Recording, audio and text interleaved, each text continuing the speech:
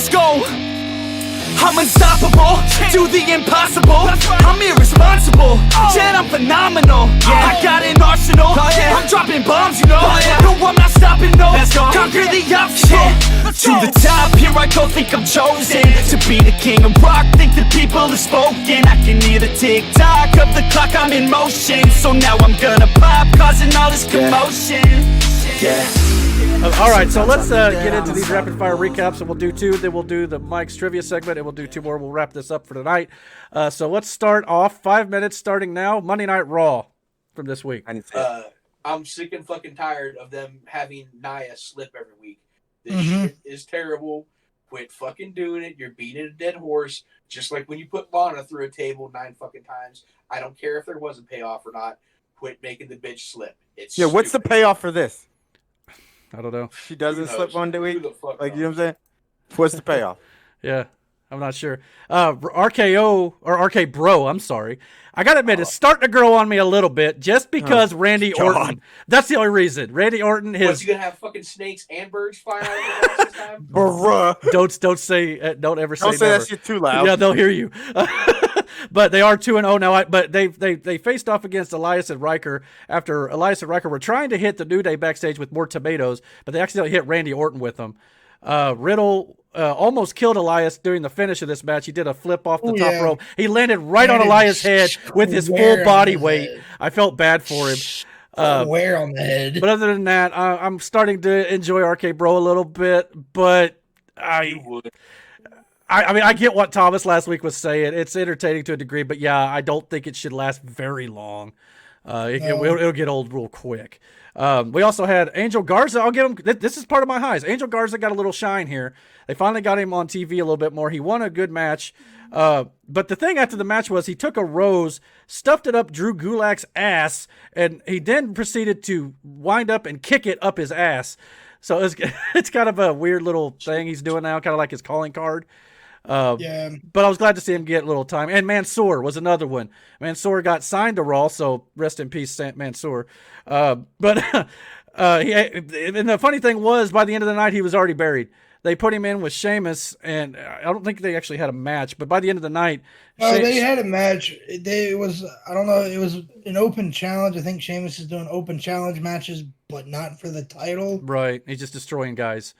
And Mansoor was destroyed. I don't know if this was this. I'm pretty sure it was this week.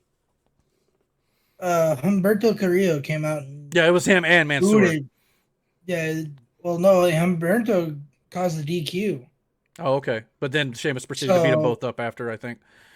I'm pretty sure of that, yeah. Yeah, so, again, I'm glad you're introducing a new guy, but if you kill him on the first night, it's kind of that's the thing. That's also the first loss he suffered, I think.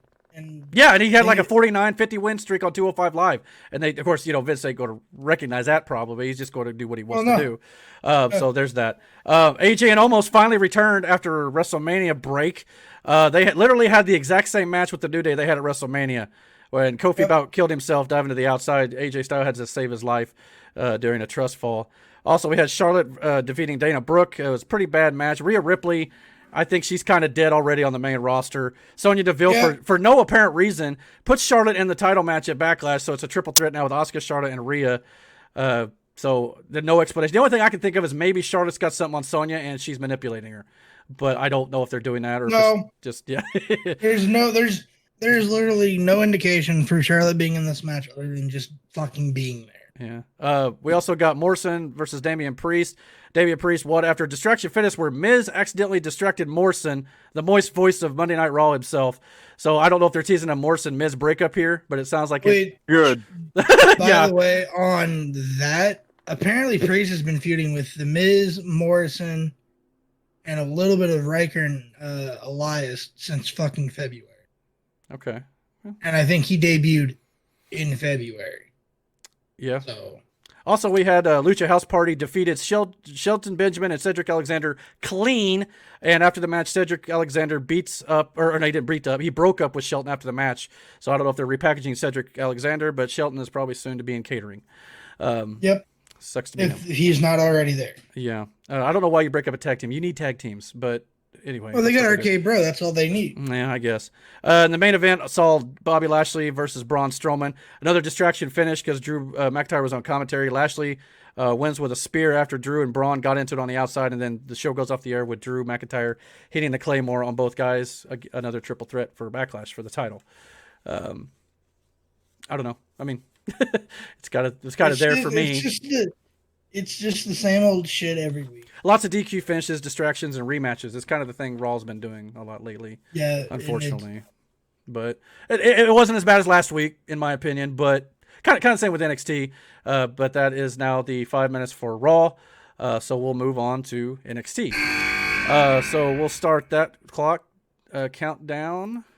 Whoops, wrong button. Hold on a second there. Okay, Raw or NXT, 5 minutes. The match, the show started off really good, actually. I thought Leon Ruff versus Isaiah Swerve Scott in a Falls Count Anywhere match. This was a great match until the interference finish, which is something. But as bad as I rag on WWE right now for doing these interference and distraction finishes, this was the only match on NXT that had this. So good job WWE and NXT for that. I can't remember. I think his name was AJ Francis, one of Isaiah Swerve Scott's entourage, came down and dropped Leon Ruff on his head on the barricade outside. It looked like it sucked, by the way. Yeah, so Isaiah Swerve Scott picks up the win there. Okay. Then we had Austin Theory with Gargano and Regal's offers. They were looking for Regal, but I guess what's her name? The new girl with the dog. Frankie Monet was in there. No, it was Scarlett Bordeaux. It was Scarlett Bordeaux. I'm sorry, or Scarlett. She was sitting there, and of course she's popping out of her, attire.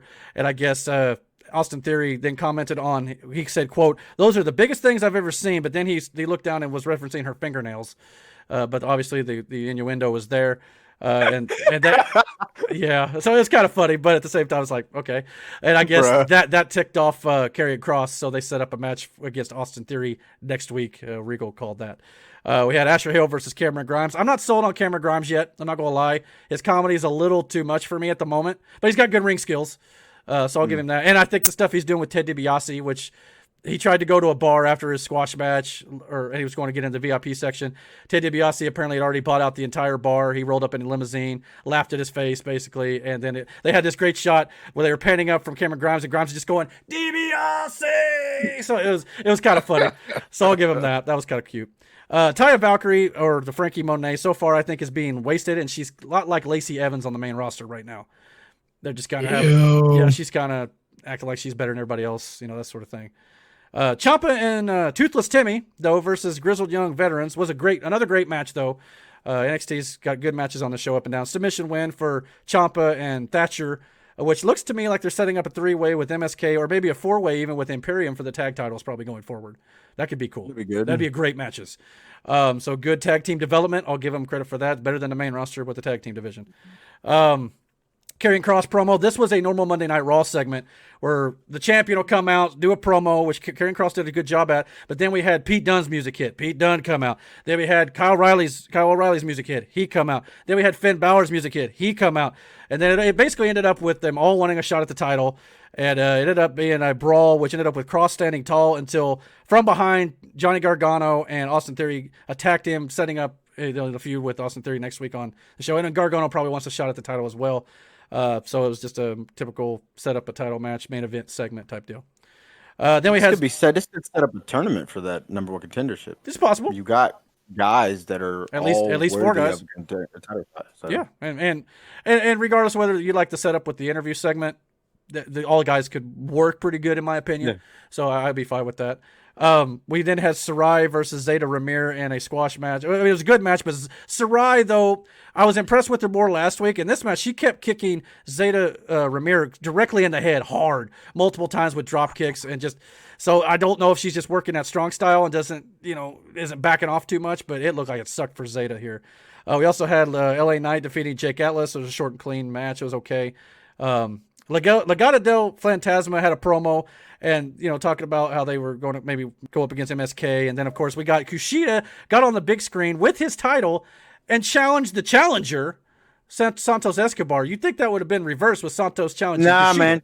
When you have a fighting champion, he's like, nah, fam, we got to settle this. I mean, and they're going to set that up next week on NXT. Next week we got that. Cruiserweight title match, then Austin Theory carrying Cross, and then they also have Raquel Gonzalez and Mercedes Martinez for the women's title again. So 3 big matches for the show, so good booking going forward. Then the show ended up with the street fight for the women's tag team championship. Ember Moon, Shotzi Blackheart versus Candice LeRae and Indy Hartwell The Way, where it was a brutal match. A lot of fun to watch. A lot of spots that probably didn't go as planned. A couple ladders and tables that didn't break. Looked like it sucked for the participants, but it was good to watch. A lot of crazy spots. And we have new women's tag team champions. The Way win the belts here. I'm perfectly fine with that. Of course, they're doing a lot with Indy, with Dexter Lumis right now. But the match was great. I highly recommend checking this out. It was one of the best of the week, regardless of some of the misses. So, any thoughts on that? Anybody else watch it? No. Not really. I was shit for wrestling this week. Like I said, there was a lot of things going on in my personal life. There's a lot of times we can't watch every show. That's a lot of wrestling, unfortunately. But much better than last week. NXT was very, very good, except for the finish of the first match. So big marks here. All right, so let's take halftime, and let's do Digger's trivia segment. So we're going to do our weekly Mike's Fun Facts and Trivia. For those of you who don't know, our buddy Mike sends in some fun facts about wrestling of old, and sometimes new, just depending, and he sends us in a trivia question, and we are doing a bit of a competition leading up to SummerSlam. As of right now, I believe the points are Brandon is in the lead with 2 points. Damn right I am. And I think it's Damon and Tony at 1.5 apiece, and then I'm pulling up the rear at 1 point as of right now. So I got to get caught up here because we're going to do something for the loser or the 3 losers. We're going to figure out what we're going to do here. But so we're going to cut to the video right now. We're going to watch it, and then we're going to see what we can do about the answer to the question. So here we go. In 1953, Capital Wrestling Corporation was born. It was founded by Jess McMahon, the grandfather of Vince McMahon, and Vince McMahon Sr., Vince's father. In 1963, they became the Worldwide Wrestling Federation, breaking away from the NWA following a dispute over the NWA World Championship between Lou Thez and the original Nature Boy, Buddy Rogers. Now, of course, the Worldwide Wrestling Federation eventually became the WWF during the title reign of Bob Backlund. The WWF World Championship would be held by many great wrestlers. And in 2002, of course, we all know the pandas from the World Wildlife Fund attacked, and the World Wrestling Federation was no more. They had to get the F out, and it became World Wrestling Entertainment. Now, the question I have for you is this. Do you know who was the last recognized WWF World Champion? And for extra credit, what year did the Worldwide Wrestling Federation become the WWF? I'll give you a clue. I think I mentioned that it was during the championship reign of Bob Backlund, who became the world champion in February of 1978 when he defeated superstar Billy Graham. He would hold the championship until December 26th of 1983.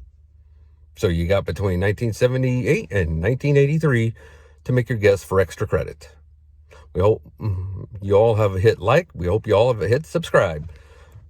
And I hope you enjoyed the show, and I look forward to seeing you next week. The question is, in 2002, the World Wildlife Fund, the panda guys attacked, and I guess they bought the WWF, and they couldn't use WWF. They had to change to WWE. What was the last WWF champion that was recognized before the pandas invaded? So I'm guessing it's 2002, but I don't know if that's for sure or not. But so yeah, and then the extra credit was, when did the Worldwide Wrestling Federation become the WWF? It was during Bob Backlund's reign. That was between 1970, I think he said 78 and 83. So it's some of the one of those years in between. So yeah. I'll go ahead and tell you my pick here, since we are still recording. Like I said, my choice for the last WWF champion to hold the WWF title before the WWE transition happened, since it was in 2002, I'm going Triple H. As for the extra credit, I'm going to take my birth year, 1981, to see if just for good luck. Let's see what happens. Let's see what happens. WWF champion, The Rock. That's possible.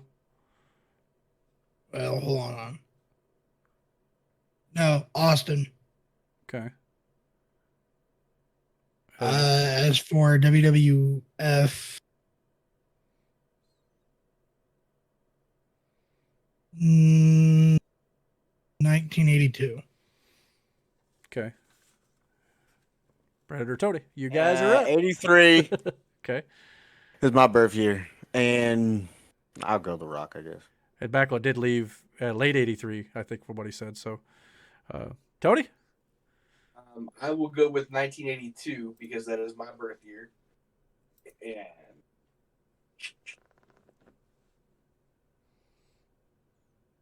I want to say either Rock or Austin.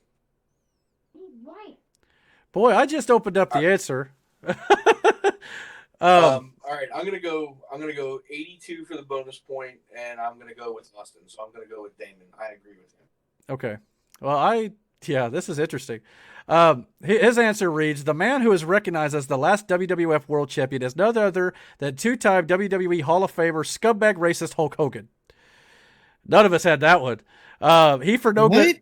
Yeah, he goes on to say he for no good reason other than Vince was an idiot won the title from Triple H in April of 2002 at the Backlash event, because I believe Triple H won the title from Jericho at that event after his knee injury, I believe. On May 6, 2002, the Evil Pandas forced the WWF to get the F out and become WWE. The WWF was no more after having been called such since March 1979, when they went from WWF to just WWF. FYI, Vince came to his senses at the Judgment Day show in May, a month later, when thankfully the Orange Goblin dropped the title to The Undertaker. That checks out. Yeah, it does. Yeah, I remember now. Just looked it up after that. Damn. He was the last WWF champion and the first WWE champion. Who, Hogan? No, he wasn't the first WWE champion. You talk about That would have been Taker. Yeah, Taker. Well, yeah, I guess Hogan might have been because he carried it through the transition. Maybe. Yeah, he carried it through the transition. That's possible. But yeah, I was close. I said Triple H. He was the guy he lost the title to. So what was the bonus? What was the bonus year? Yeah. In 1979. Since March, when they went from WWF to WWE. So we all we all missed that part. So we all didn't get nothing this week. Par for the course for the Mike's Fun Facts and Trivia segment here. I'm telling him he said he thought this one was much easier. I mean, it was a little easier. I'm not gonna lie, but at least it's years that we kind of all semi remember. He said he also main evented the last WWF pay-per-view and the first WWE pay-per-view. So yes, he was your first WWE champion because he went over in the transition. That is fucking shit. That's crazy. At least it only lasted a month, but still. All right, let's bang out these last two shows. This is considered the most anticipated show of the week, I suppose, by a lot of people. But let's get into 5 minutes now. AEW Blood and Guts. I heard it was not. It was. I mean, a lot of people were upset. Well, yeah, that's the thing. Go ahead, Tony.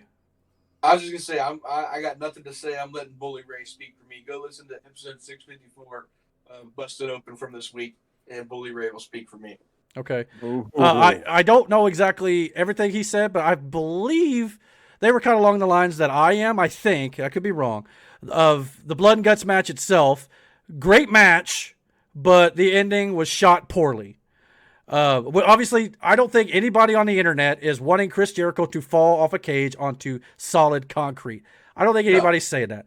However, I will fully agree. No, a lot of people are saying that, and they're idiots. There may be some. I'm not going to deny that. But I think for the most part, what most people were just wanting them to have shot that better to where it didn't look so obvious. To the WWE's credit, a lot of times they do shoot that better. There's also been times they haven't shot it real well. But to me, it's kind of reminiscent of the barbed wire death match they did. The ending, yeah, granted, the ending is a big part of the match as a whole. So a lot of people are going to remember the last thing they saw, absolutely. And AEW's got to get better with their finishes, no doubt about that. I'm going to flat out admit it. However, both of those matches before the finish were great, from what I can gather here. They worked it well. They had the guys come in first two guys were in for 5 minutes. It was every 2 minutes after that. I thought that was spaced out really well. They had good spots. They maybe a little more blood than they need to have done for sure. Because to me, I think Bully even might have mentioned this too on Busted Open, that the only person in the match who really needed to bleed was MJF, maybe Jericho. But everybody else's blood was just gratuitous, and it didn't really matter. But the spots were good. There were a few botches where Guevara was trying to jump off the ropes and things like that. But for the most part, it was brutal. It was about everything you would expect out of a War Games type of match. But that's kind of my thoughts on the main event. Anybody else have thoughts on the main event itself? It's like Bully said that, and he said this when it came down to the barbed wire match too. Vince McMahon said, "You're only gonna remember the finish." And that's not wrong. You really remember anything other than no? That's what everyone's talking about. The finish. It doesn't matter whether that was a perfect match. They're talking about the finish.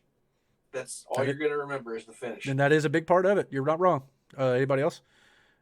I didn't see the shit, so. I mean, I think it's worth checking out, if nothing else. But if that's all we got to say about that main event match, I guess I'll move on to a little bit of the rest of the show. There were some, outside of the first two matches with Moxley and Kingston versus Nakazawa and Omega, and Cody Rhodes versus QT Marshall. For the most part, good matches, but the big criticism is the referees.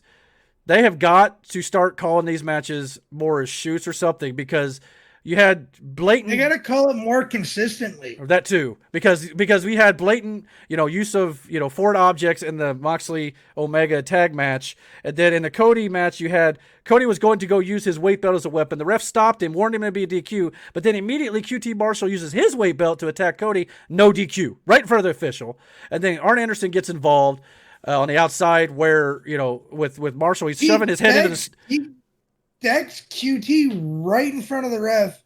Yeah, Nothing. Ref doesn't do anything. Now, outside of those spots, the matches were great, in my opinion. But those are big nitpicks, and that needs to change. You can't say it was great if there are blatant oversights like that. I should say more like well-worked, I should say. Because the Cody QT match, I feel like you could have built to at least a main event on Dynamite itself.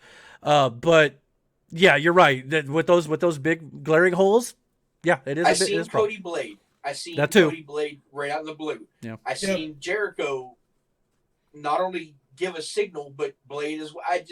There's too much shit that is being let slide by. They have to get their camera angles better. Bitch with AEW. This is what I'm talking about.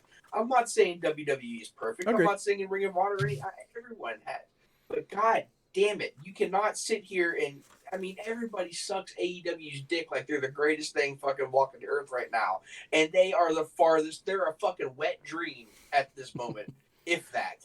They need to grow, and they need to start getting their shit together. And hopefully they will learn from these mistakes.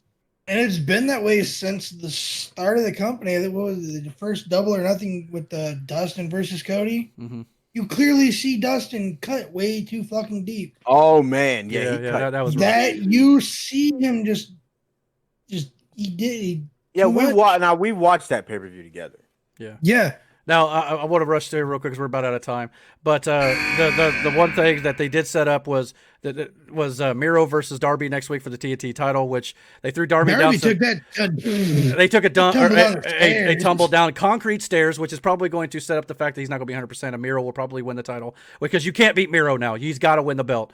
Darby could take the loss. Also, they're setting up Orange versus Pac for number one contendership spot against Kenny Omega at Double or Nothing. It'll be the first main event with no limitations on the crowd. It'll be a full capacity crowd, so Orange Cassidy will probably win because he's over with the crowd, regardless of whether you like him as a character or not. It makes sense to put him in with a crowd, I suppose.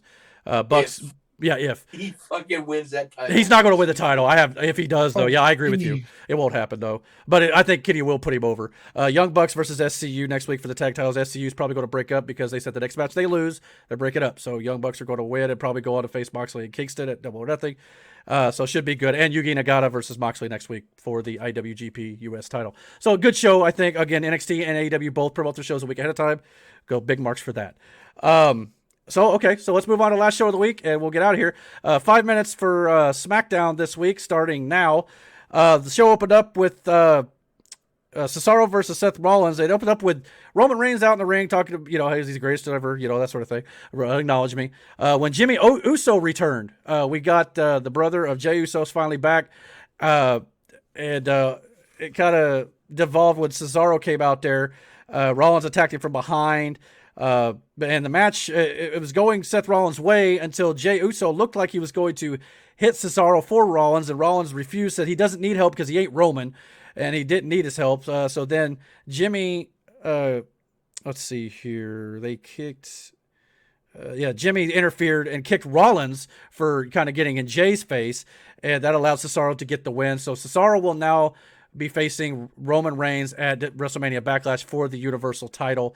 So little dissension in Roman's crew there. Not really. Well, we'll get to that. It's getting worse by the end of the show. Oh, okay. And it's interesting to note, Teddy Long came out and booked this match because they were doing Throwback SmackDown this week. So and it was funny. They kept showing the old SmackDown fist in a 3D CGI graphic like they do for WrestleMania, but they could not get apparently the actual set in there, which to me it's like you couldn't spring to do that. I get it, you had the Thunderdome set up, but it's kind of like I think everybody would have rather seen the actual set. But anyway, backstage, Teddy Long and Sonya set up a 10-man tag match for later. They tried to get Sami Zayn to dance with Teddy Long, but that was the last we saw of Teddy, I believe. A bunch of matches that really didn't do much, really tell all the stories. Carmella defeated Ruby Riott by submission. Bayley then had a segment where she come out and celebrate all the women's champions of WWE's history, including like Alundra Blaze, Jacqueline, Lita, Trish, Ivory, Beth Phoenix, and then got to Bianca Belair when then she started ripping into Belair. Belair come out to kind of confront her, and then of course Bayley left her laying, setting up their title match at Backlash. Then we had Jimmy and Jay. Well, Jimmy earlier confronted Roman Reigns saying, "I ain't nobody's bitch, and I'm not going to take orders from you," basically. And he won't talk to him like he does to his brother Jay. So Jimmy's flat out standing up to Roman here, saying he's not going to do this stuff. So Jimmy and Jay confront each other later. Jimmy's is trying to tell Jay, dude, I get he's family, but he wouldn't even be Universal Champion without you this year. So he's trying to talk sense into Jay. Jay's trying to tell Jimmy, but we're all family, dude. You know, when he's good, we're all better for it. So they have a good back and forth here. I thought was pretty creative. So I like the fact that they're maybe playing Jimmy and Jay against each other a little bit. I don't think I would love to see a match between the two of them. That may happen. I'm not sure. I think Jimmy. Pretty sure I called this. Jay is too far gone at this point. Yeah, Jimmy though has just been off for a year. Come back as fresh to this. Yeah. So it's a nice wrinkle they're adding. So high marks to this. This is great storytelling in my opinion. I think Jay's too far gone, and I think he'll end up fighting his own brother over this. It's very possible. And we had a little bit more of that before the end of the show. We had Dominic Mysterio facing Dolph Ziggler. Dominic won with a roll-up, kind of their thing with roll-ups here lately. And at least it wasn't a distraction. It wasn't, there might have been a little interfering going on with the two other guys on the outside. But I think the Mysterios are winning the tag belts at Backlash because they're getting a tag title shot against the Dirty Dogs. Is that what they're calling them now? Yeah. So that'll happen. Then we had Reginald versus Tamina. Why? I don't know. I don't know. It ended in a DQ when I think Baszler and Nia Jax got involved. They beat up Tamina and Natalya after. They're setting up their tag match for next week. At least it's not at the pay-per-view, so I'll give them that. Then we had the main event, the 10-man tag. It's all Apollo Crews, King Corbin, Otis, Chad Gable, and Sami Zayn versus Big E, the Street Profits, Owens, and Nakamura. The heels win this. It's just a typical SmackDown 10-man tag. It really wasn't. I don't think there's a whole lot of story building in this. It was just kind of throw some guys together. Since you guys are here, we'll give you something to do. Here we go. That's kind of what I got out of it. But again, the whole story for this big show is mostly Cesaro becoming the number one contender. They reference Daniel Bryan, which is another topic we didn't really get into. We'll talk real quick after this. But Roman confronts Jimmy about all this stuff in the ring. It kind of ended after Cesaro stormed the ring. And Jimmy was trying to protect his brother Jay when Cesaro took them all out. So they're just building this dissension between the Uso family. So again, good progression. I like where they're going with this. I want to see where it happens with Jimmy for sure going forward. But that's the end of that show. But I do want to get in. We did kind of neglect to mention Daniel Bryan lost the Loser Leaves SmackDown match last week. He is apparently his contract has expired. What do we think is going to happen with Daniel Bryan moving forward?